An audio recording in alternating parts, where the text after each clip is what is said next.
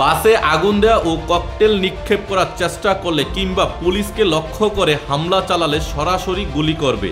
যে কোনো হামলাকারীকে লক্ষ্য করে জানমালের নিরাপত্তায় পুলিশ গুলি চালাতে পারবে, এমন নির্দেশনাই দিয়েছেন Dhaka metropolitan police commissioner Sheikh Mohammad Sajjad Ali. রোববার 16 নভেম্বর দুপুরে এক ওয়্যারলেস বার্তার মাধ্যমে এই নির্দেশনা জারি করা হয় বলে গণমাধ্যমকে নিশ্চিত করেছেন ডিএমপি কমিশনার নিজেই।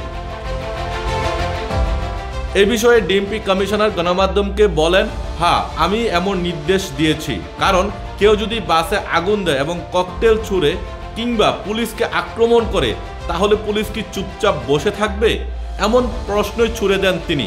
ডিএমপি কমিশনার আরও বলেন, আমি ওয়্যারলেসে বলেছি যে কেউ বাসে আগুন দিলে ককটেল মেরে জীবনহানির চেষ্টা করলে তাকে গুলি করতে, এটা আমাদের আইনেও বলা আছে।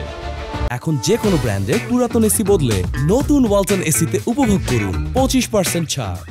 আইনের ব্যাখ্যা দিয়ে কমিশনার শেখ সাজ্জাদ আলী বলেন, দণ্ডবিধির 96 থেকে 104 ধারায় যা বলা আছে তার ভিত্তিতে আপনিও এটি করতে পারেন।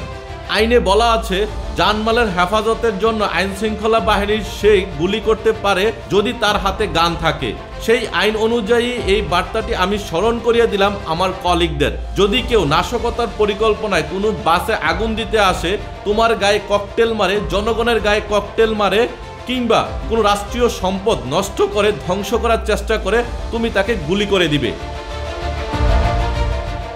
এর আগে চট্টগ্রাম নগরীর নিরাপত্তার জোরদারে আগ্নেয়াস্ত্র বহনকারী ও অস্ত্রধারী সন্ত্রাসীদের দেখা মাত্রই সাবমেশিন গান ব্যবহারের নির্দেশ দিয়েছিলেন Chattogram metropolitan police commissioner Hasib Aziz. তার 5 দিন পর ডিএমপি কমিশনার শেখ সাজ্জাদ আলী এমন এক নির্দেশনা দিলেন। এদিকে জুলাই অভ্যুত্থানে মানবতা বিরোধী অপরাধের অভিযোগে আন্তর্জাতিক অপরাধ ট্রাইব্যুনালে শেখ হাসিনা বিচারের রায় গনিয়ে আসায় 10 থেকে 13 নভেম্বর বিক্ষোভ ও ঢাকায় লকডাউন কর্মসূচি দেয় কার্যক্রম নিষেধাজ্ঞা থাকা আওয়ামী লীগ। এই কর্মসূচি ঘিরে 10 নভেম্বর থেকে ঢাকা সহ দেশের বিভিন্ন স্থানে বাসে, ট্রেনে আগুন দেওয়া ও ককটেল বিস্ফোরণের ঘটনা ঘটে আসছে।